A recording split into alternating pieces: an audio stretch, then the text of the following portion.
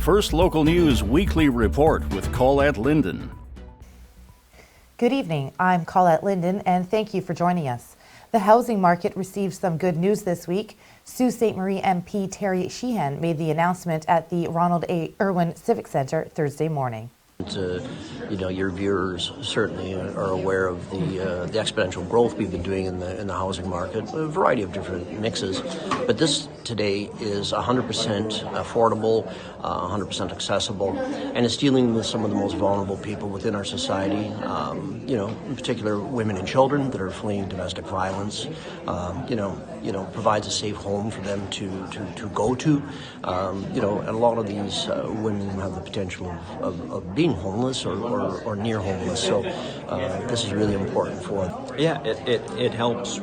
We've got a range of housing needs in the community, right? We've got people who need their own houses, like single-family houses. We've got people who need duplexes.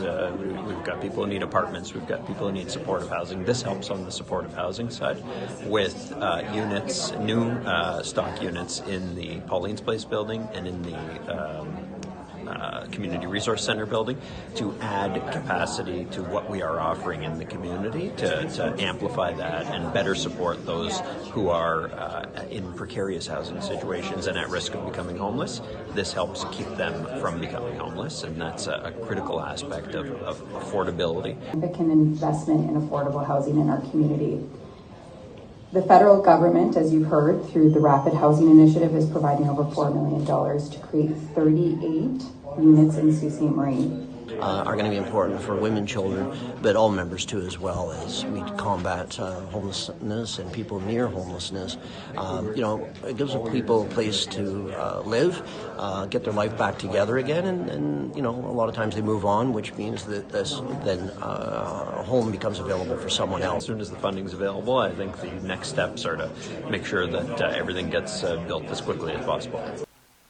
Sault Ste. Marie's YMCA is nearing the end of its membership drive on July the 15th, but it also got a big boost from Algoma Steel this week, making a significant investment in the local Y, donating $250,000 over 5 years to help bring up the organization's $1.5 million capital campaign. The capital campaign, titled A Bridge to Our Future, will help secure the YMCA's sustainability and ensure that it remains a viable part of the community for years to come. In addition to the $250,000 donation, Algoma Steel is also helping with the membership drive by offering a $10 discount off payroll deduction to any staff who purchases a membership. Meanwhile, the mystery buyer of the YMCA building 2 months ago for $2 million was confirmed as the Dr. Lou and May Lukenda Charitable Foundation. The contribution of the Dr. Lou and May Lukenda Charitable Foundation, in partnership with the City of Sault Ste. Marie, has presented an opportunity to ensure the vital programming offered by the Y can be secured, maintained, and expanded in the years to come. Unifor Local 1359, representing paramedics in Sault Ste. Marie, held an information picket on Thursday. The paramedics are waiting for a mediation hearing to have both parties agree to an essential services agreement. This has now been rescheduled till July 22nd. The paramedics are deemed non-essential in the province and have a right to strike if both parties are unable to come to an agreement. A ruling will be made by the Ministry of Labour. May the 16th was the last date the employer and the bargaining committee have met at the table to negotiate. Right now we have 89 paramedics between full-time and part-time. We need an essential service agreement in order to do a strike action. Right now, of course, paramedics' workload and call volume, missed lunches, staffing issues where the retention is terrible and they're constantly trying to recruit more staff. It's difficult recruiting more staff when the wages are so low. There's a huge wage gap between the paramedics and the other emergency services, which is concerning to us because we are deemed non-essential in the province, and it's absolutely ludicrous to view a paramedic in Ontario to be non-essential.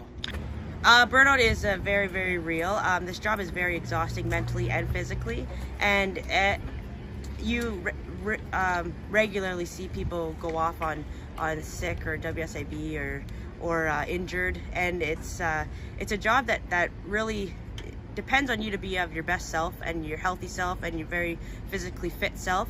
and it's so with the job itself, burnout is increasing every day. Employer has always respected the union at the table, but it gets to the point where they feel that there's no movement and they don't want to provide us the gains, or there's denial of the fact of the employers being so disgruntled or bad morale, and that's problematic when they're not facing the reality that the paramedics are struggling 100%.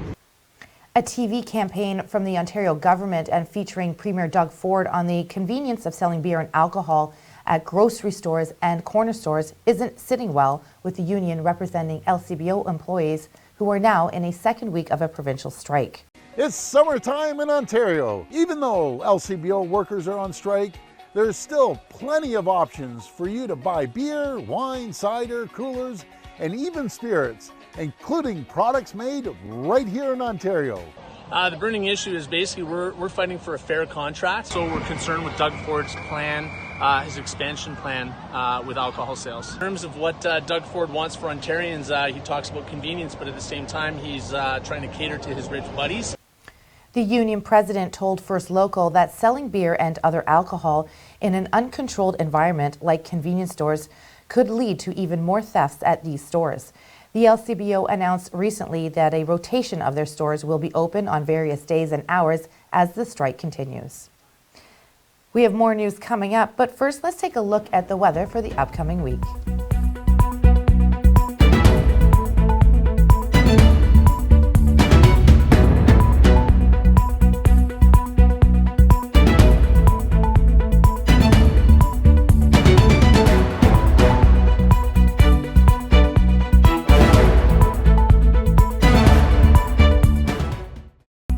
The First Local Weekly Report is made possible with the support of these community-minded sponsors.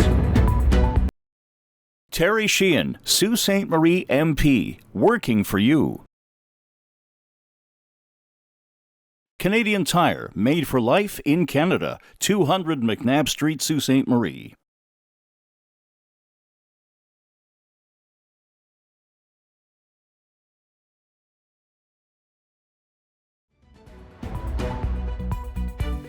The century-old apartment building at 138 East Street in downtown Sault Ste. Marie has been deemed unsafe.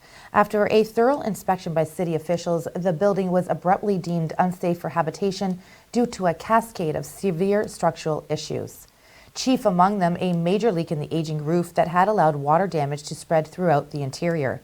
With corrosion now compromising the integrity of the building's steel frame, an immediate evacuation was ordered to protect the approximately 17 tenants who called this apartment home.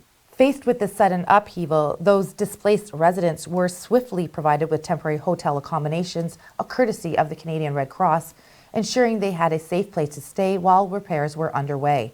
Now the race is on to address the extensive damage and restore the building to a livable condition, with the hope that the tenants will eventually be able to return to their familiar apartments. Well, there was great music, large groups, and family and friends who all gathered in great weather on a relaxed July Sunday on the Sioux Riverfront, which was the scene for Giovanni's 2024 Italian Festival's second festival at Bondar Pavilion last Sunday. The two-day festival, it expanded by a day this year, wrapped up Sunday night with an estimated 10,000 Sioux and area residents. Taking in the event over the 2 days, festival goers were treated with plenty of great food, a variety of good music, plenty of activity, and assorted merch for sale. Tony Cavalier from Giovanni's says that the event should be about more than numbers. Cavalier says it's imperative that organizers look beyond them and continue to look at ways to make a good thing better.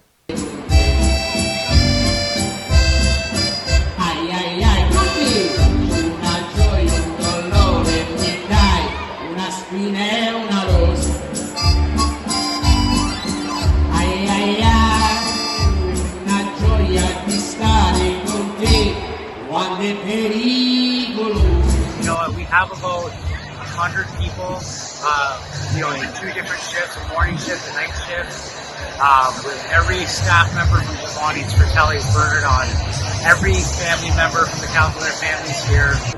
Yes, of relatives, friends. It's a big gathering of all kinds of people, really. And the music, the food, our traditions, it's family. Traditions, family. Time Festival, baby, yeah! Woo!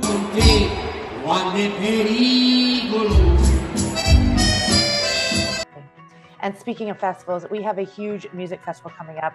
And here to tell us more from Go North Music Festival is Sherry Gladue. How are you today? I'm great. How are you? I'm doing really well. I'm excited to speak with you further on this upcoming music festival. First of all, tell us a little bit about yourself and what you do with the Go North Music Festival. Sure. I work for the Township of St. Joseph, but I'm the staff rep for our Go North Music Festival committee. So I'm the seat behind the desk and the phone and the website and the social media and the. So do a other little duties bit as of. assigned. I'm the hired coordinator, and the rest of our committee is volunteer. Oh, that's excellent. Now, before we were talking in the interview, we were talking the value and the importance of volunteers. So I know you had a lot of volunteers coming up for this event, and we'll just talk about that. But when is the event? What's going on? I hear the Trews are going to be there. Tell me more. Yes, it's going to be amazing. So we've changed our format a little bit this year. We normally were in the beginning of July, but we've changed it to the end of July. We found that we were up against some other music festivals, and we thought we would also work together with our community night that is held the last Friday of every July here in Richards Landing, which is really well attended. Thousands of people come down. They watch the parade. They play games. There's food. There's all sorts of stuff, and it's all in support of our hospital. Okay. So what we've done this year is Thursday night, we have an intimate concert with David Francie at our Old Town Hall, right downtown Richards Landing. That is sold out already, so you can't get tickets for that one. And then on the Friday, we have our community night at the Richards Landing Centennial Grounds. And then after community night, we go down to the waterfront. We have a free live concert for everyone with Lime from Sault Ste. Marie. They're awesome. They've played for us a number of times. As well as a boat parade of lights and some food vendors and cold bevies down on the waterfront. So that'll be super fun for Friday night. We also have Friday camping available for Go North ticket holders. And then Saturday is the main event. Saturday, July 27th, we have the Go North Music Festival proper, which is we're hosting the Trews as our headliner this year. It was really exciting to be able to book them. We worked really hard to get them to come here, and they're willing and ready. So we're really excited about that. They're supported by Bleecker, which is an awesome Canadian rock band. And then we also have the Daniel Romano Daniel Romano's outfit. Sorry. He's awesome. He's plays all sorts of different genres of music, but right now his style has really gone towards the rock end, and there's lots of huge fans of his. He's maybe not something that you hear on the radio per se, but once you hear him, he's on your playlist. And we've got Tara Lightfoot. She's like super bluesy, awesome, huge vocals. We've also got Hollowheads and Handsome Sandwich from Sault Ste. Marie coming down to start the party off. And our local high school has a great rock band, so they're going to kick things off with a short set so those kids can get a sense of what it's like to be a rock star. So, that's so awesome. It's going to be great. That sounds great. It's going to be a rocking good time, it sounds. So tell me, how many years has this been running now? So we are in our 6th year, and I can't believe I'm saying that because it feels like we just got started, but we are a well-oiled machine now because we are in our 6th year. We did have to take 2 years off for the pandemic. It just wasn't possible to do it, but we've been running since 2017 otherwise. And we're just getting bigger and better as the years go by. And with this change to the end of July, we're hoping that we get a lot more bodies through the gates. We have lots of room for everybody to spread out. It's on the old Cornfest grounds. So they used to host like more than 10,000 people. So we can have room for everybody to spread out and that's great. Have a great time. So you mentioned that one event is completely sold out, which congratulations on that. If I wanted to get tickets for the other events, how do I go about doing so? So you can go to 2 different ways you can get tickets. You can go to our website, which is gonorthmusicfestival.ca, and you can just click on the ticket link. It'll give you all the options for the tickets that are available, as well as the add-ons like the camping for Friday and Saturday or just Saturday night, as well as premium parking, which gets you right close to the ticket gate. And then, of course, your general admission, and we do have a student rate as well. So you can get the tickets through there in advance and make sure that we don't sell out and you don't get in. But if you're willing to take your chances, you can also get tickets at the gate, and we can take cash or credit debit at the gate as well. Okay. That's awesome. Well, congratulations once again for your previous year's success. And I know this year is going to be a huge success. We just need Mother Nature to hold up for us, which I'm sure she will with these beautiful days. And it's great to see so many Sault Ste. Marie residents coming in, supporting that and showcasing their rocking skills. One more time, what is the date of the event and how can they reach you? So the dates of the event are July 25th, 26th, and 27th, with the 27th being the main event. Okay. You can reach me through the website, gonorthmusicfestival.ca. And don't forget the kids 12 and under are free. So if you want to bring your family down, they get in for free. There's a kids zone. We've got Science North. We've got all sorts of stuff for them to do as well. So don't forget that if you're a big old family, bring the kids down. It's free. That's right. That's right. Okay, you heard Sherry. Don't forget. So be there. Thank you for joining us today. And I wish you all the success for a great event. Thank you so much for your time. Thank you. We have more news coming up. Don't go away.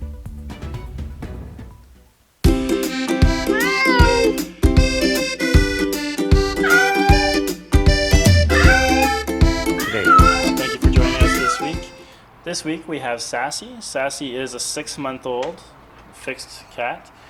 Sassy is not overly living up to her name. She does like to play a lot. However, she is more comfortable being around people, a little bit more mellow at times. She would really love a companion who is not so demanding on her needs.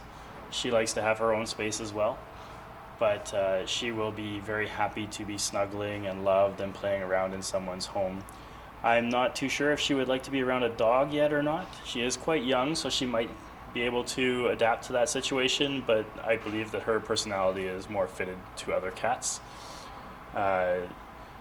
She comes to the cafe by herself. She had no siblings with her, but she has gotten along with every other cat that's come in here, as well as all the other people. She did spend a little bit of time where she was a little bit nervous of people. She quickly adapted to the cafe environment here, and we're very happy to have her here. Come on down to the Cat Cafe, where we are more than happy to fix you up with all the paperwork that's required. It's only a couple pages, and then Tag will contact you, and then upon approval, they'll let me know that you have her, and we'll be happy to set her up for you.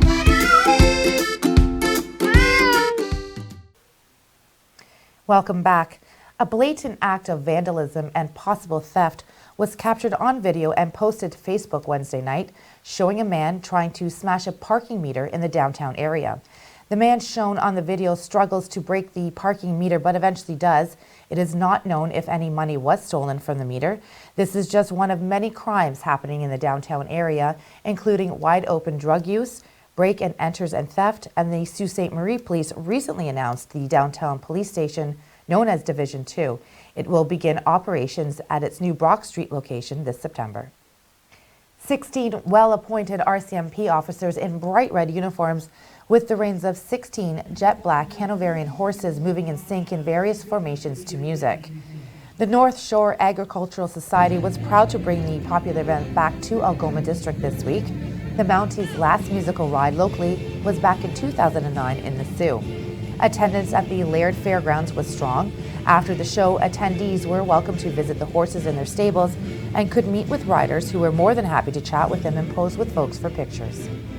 I don't think we can bring it back in 25. They try and spread it out across the country, so it'll probably be a few years before they're back around here again, but we definitely like to host them again. Definitely a great turnout. I think people were really excited about it, and nice turnout. Yeah, we saw it one time before many years ago in the Sioux, but it was fantastic here.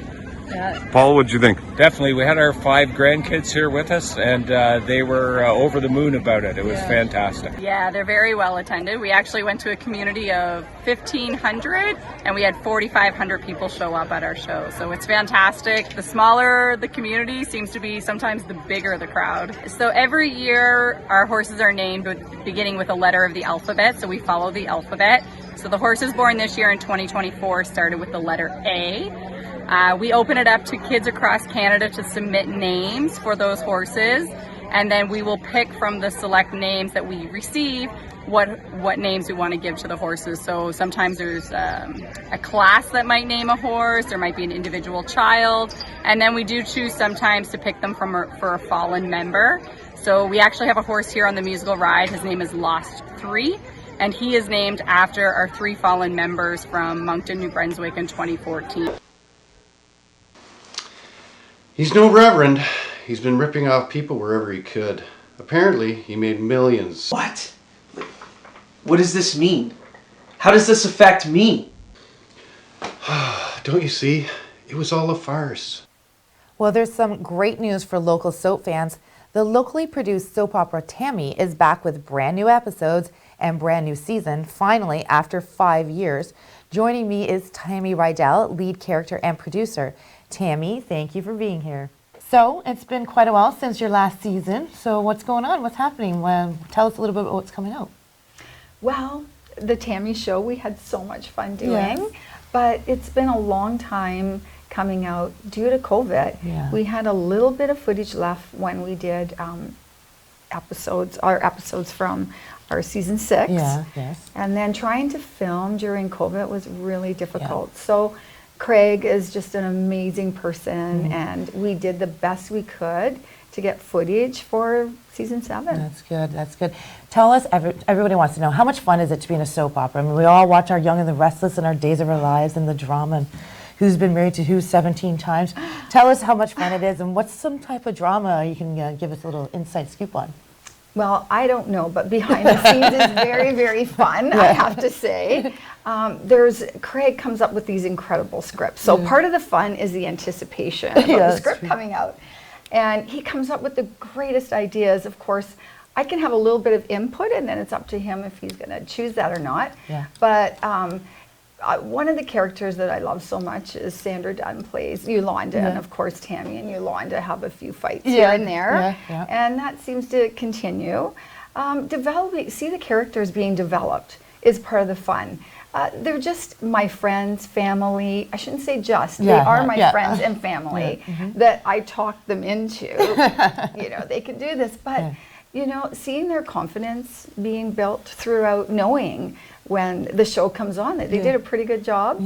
And one thing that's kind of fun is hearing the public's reaction. So I remember one time I was out, and I absolutely love this because criticism is great, I ran into somebody in the grocery store, we're going back years ago, and said, "Oh, I seen your show, good job, but your acting's terrible." I said, no, I love you because we're starting out, we're learning in front of everybody.